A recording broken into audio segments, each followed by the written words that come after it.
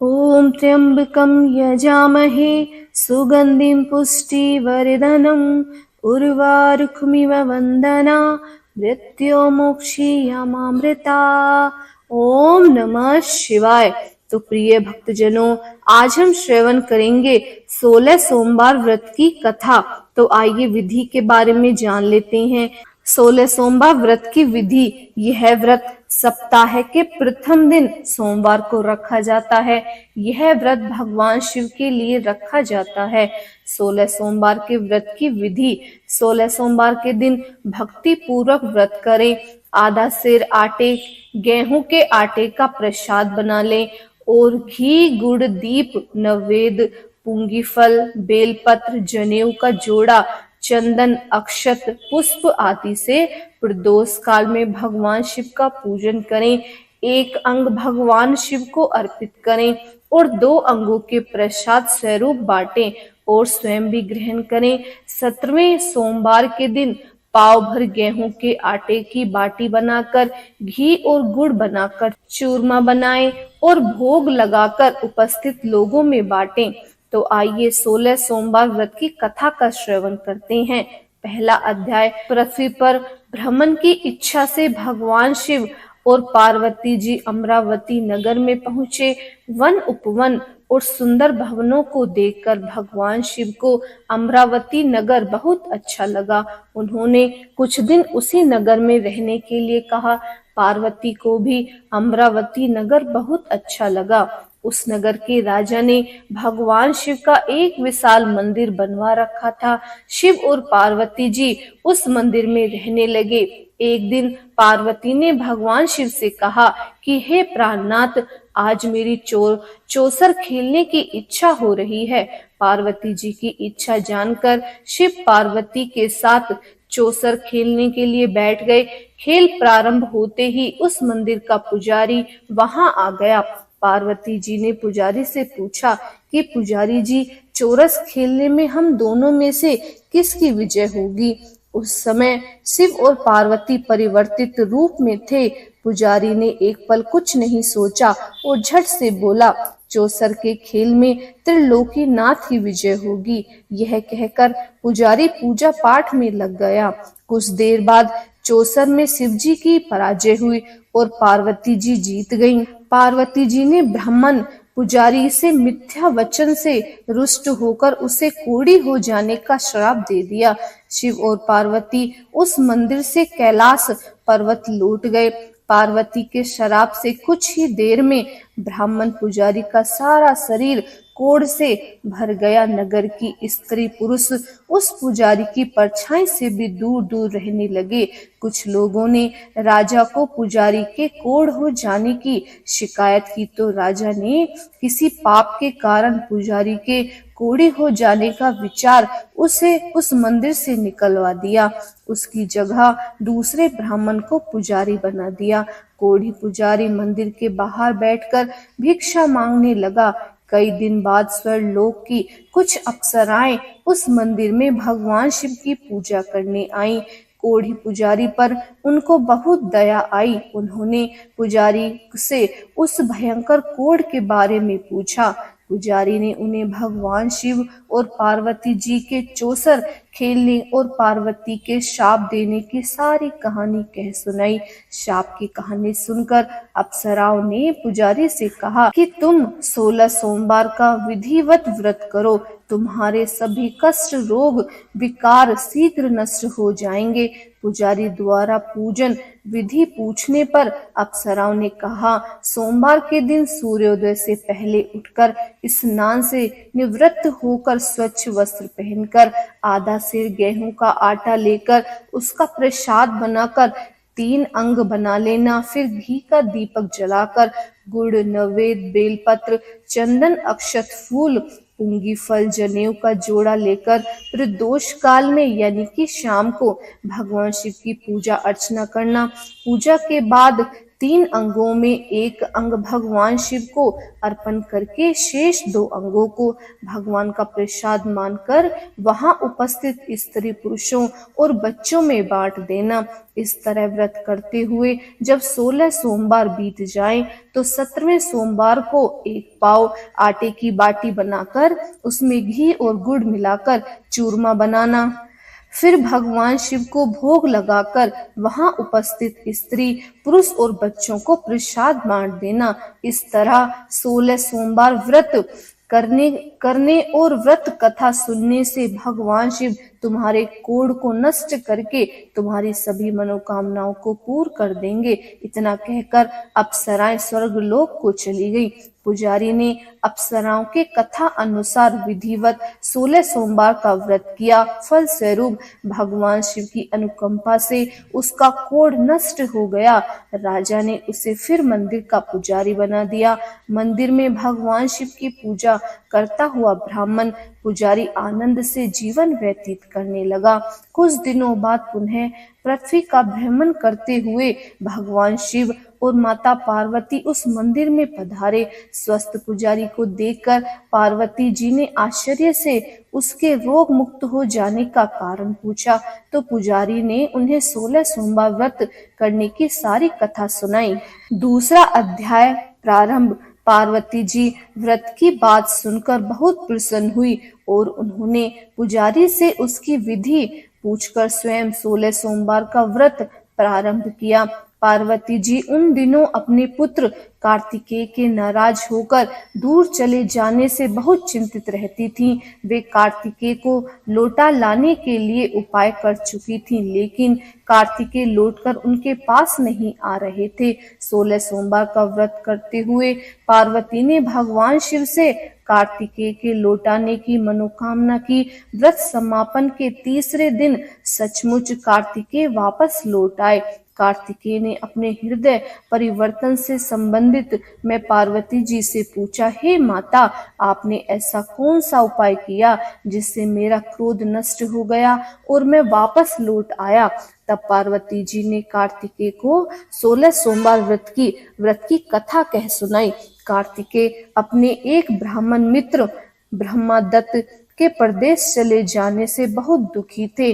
वह वापस नहीं आ रहा था। उसको वापस लौटाने के लिए कार्तिकेय ने 16 सोमवार का व्रत करते हुए ब्रह्मदत्त के वापस लौट आने की मनोकामना की। व्रत के समापन के कुछ दिनों के बाद मित्र लौट आया। ब्रह्मदत्त ने लौटकर कार्तिकेय से कहा कि हे प्रिय मित्र, तुमने ऐसा कौन सा उपाय किया था जिससे परदेश में मेरा विचार एकदम परिवर्तित हो गए और मैं तुम्हारा स्मरण करते हुए लौट आया हूँ। कार्तिकेय ने अपने मित्र को भी 16 सोमवार के व्रत की कथा विधि कह सुनाई। ब्राह्मण मित्र व्रत के बारे में सुनकर बहुत खुश हुआ। उसने भी व्रत करना शुरू कर दिया। 16 सोमवार व्रत का समापन करने के बाद ब्रह्मदत्त यात्रा पर निकला। कुछ दिनों बाद ब्रह्मदत्त एक नगर में पहुंचा। नगर के राजा हर्षवर्धन की बेटी राजकुमारी गुंजन का स्वयंवर हो रहा था। उस स्वयंवर में अनेक राजाओं के राजकुमार आए थे। स्वयंवर में राजा हर्षवर्धन की हथनी उसके गले में जयमाला डाल देगी। उसी के साथ राजकुमारी का विवाह होना था। ब्रह्मदत्त की उत्सुकतावश महल में चला गया।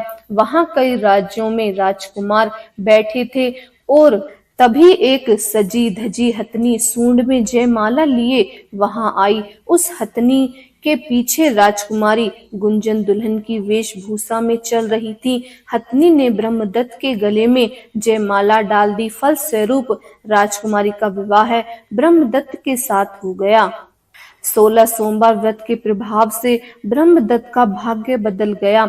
ब्रह्मदत्त को राजा के बहुत सा धन और स्वर्ण आभूषण देकर विदा किया। अपने नगर में पहुंचकर ब्रह्मदत्त आनंद से रहने लगा। एक दिन उसकी पत्नी गुंजन ने पूछा कि हे प्राणनाथ, आपने कौन सा शुभ कार्य किया था और जो हथनी ने राजकुमारों को छोड़कर आपके गले में जयमाला डाल दी? ब्रह्मदत्त ने 16 सोमवार व्रत की सारी कहानी बता दी। अपने पति के 16 सोमवार व्रत का महत्व जानकर राजकुमारी गुंजन ने भी पुत्र की इच्छा से 16 सोमवार का व्रत किया। निश्चित समय पर भगवान शिव की अनुकंपा से राजकुमारी के एक सुंदर व स्वस्थ पुत्र उत्पन्न हुआ। पुत्र का नामकरण गोपाल के रूप में हुआ। दोनों पति पत्नी सुंदर पुत्र को पाकर बहुत खुश हुए।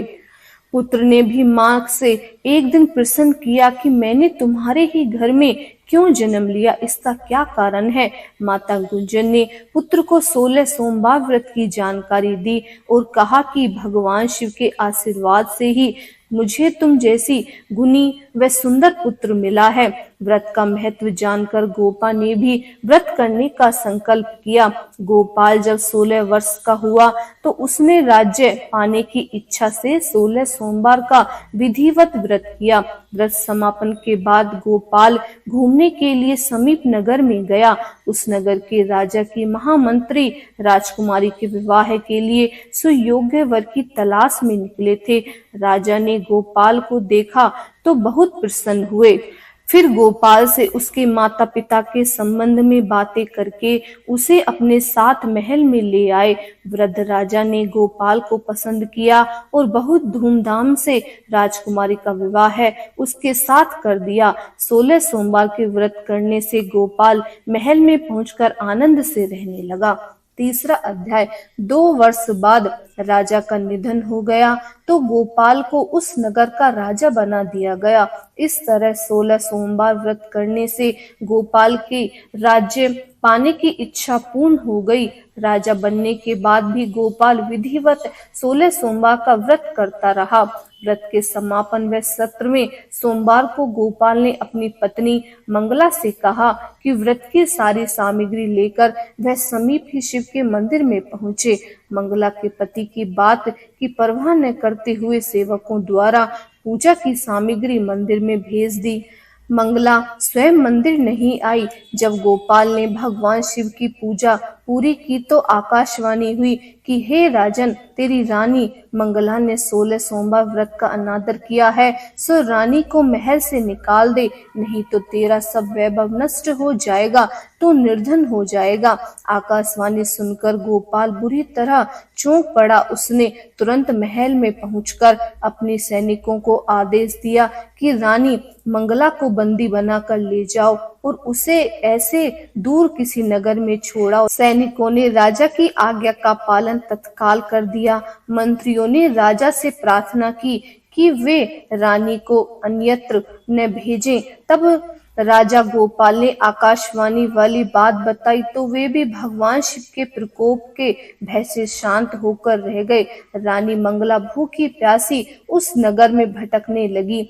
मंगला को उस नगर में एक बुढ़िया मिली। वह बुढ़िया सूत काटकर बाजार में बेचने जा रही थी, लेकिन उस बुढ़िया ने सूत उठा नहीं पा रही थी। बुढ़िया ने मंगला से कहा, बेटी, यदि तुम मेरा सूत उठाकर बाजार तक पहुंचा दो और सूत बेचने में मेरी मदद करो तो मैं तुम्हें धन दूंगी। मंगला ने बुढ़िया की बात मान ली, लेकिन जैसे ही मंगला ने सूत को गठरी को हाथ लगाया तभी जोर की आंधी आई और गठरी खुल जाने से सारा सूत आंधी में उड़ गया। मंगला को मनहूस समझकर बुढ़िया ने उसे दूर चले जाने को कहा।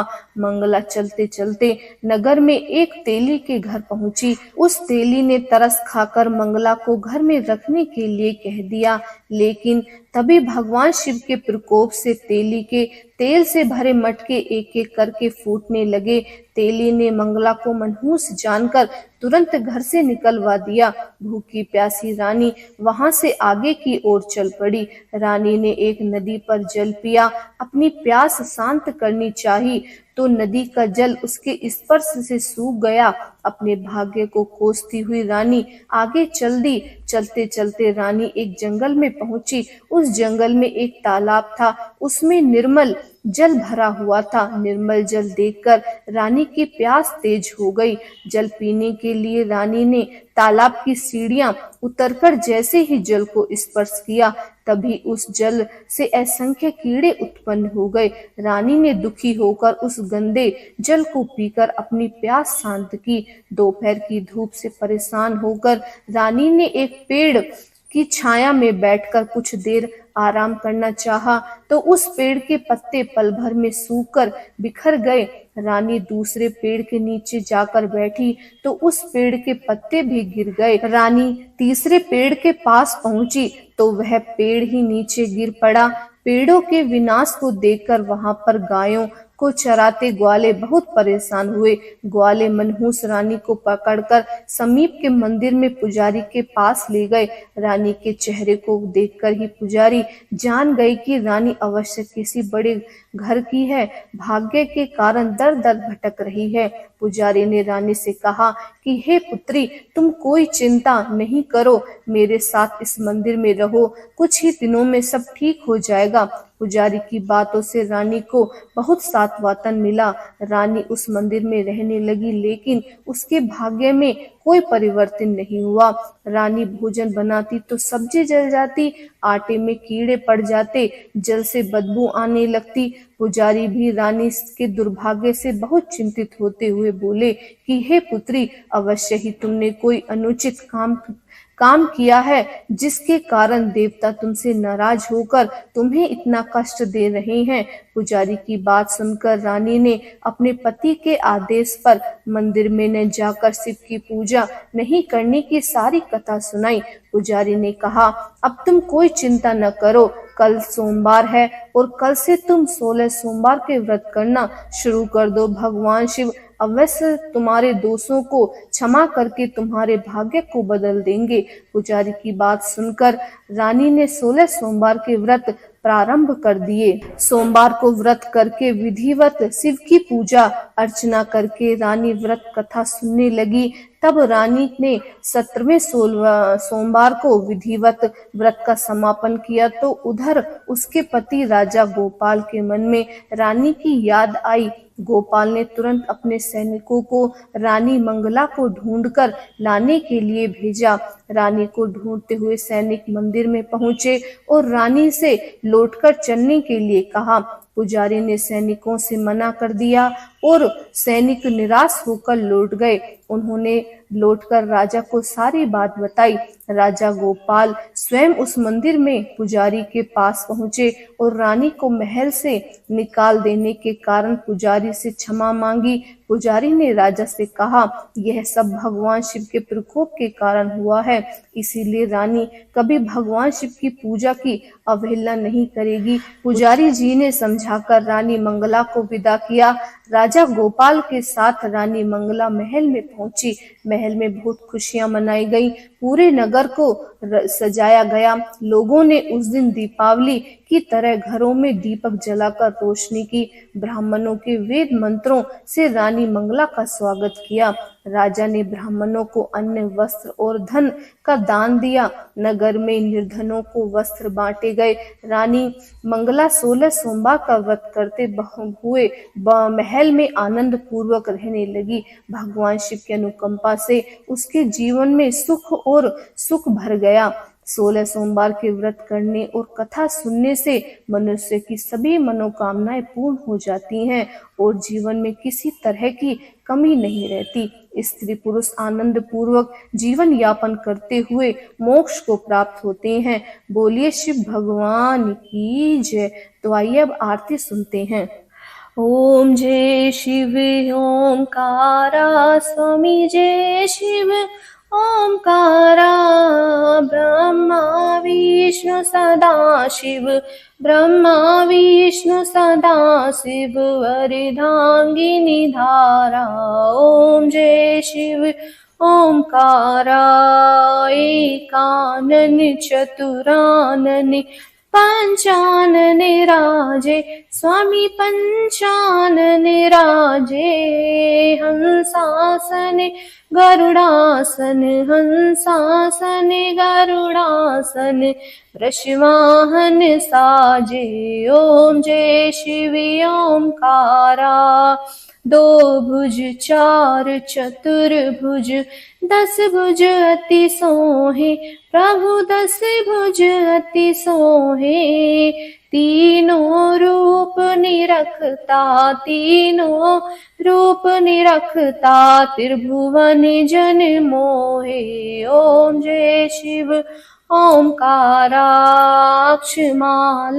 वनमाला मुंडमाला धारी प्रभु मुंडमाला धारी चंदन मृग मद सोहे चंदन मृग मद सोहे भोले शिवकारी ओम जय शिव ओंकारा श्वेतांबर पीतांबर बाघांबरी आंगे स्वामी बाघांबरी आंगे सनिकादिक ब्रह्मादिक सनिकादिक ब्रह्मादिक भूतांदिक सांगे ओम जय शिव ओंकारा करिमाधेच कमंडल चक्र त्रिशूल धरिता प्रभु चक्र त्रिशूल धरिता जग हरिता जग करता जग हरिता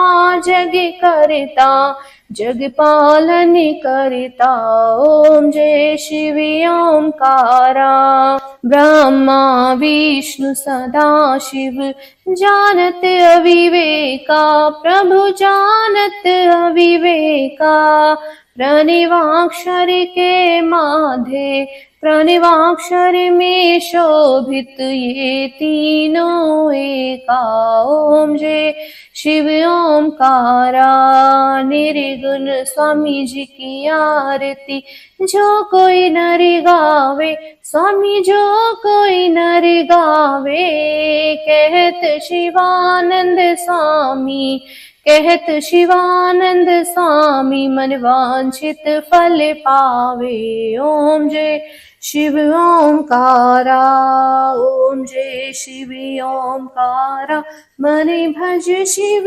ओंकारा हर हर महादेव ओम नमः शिवाय।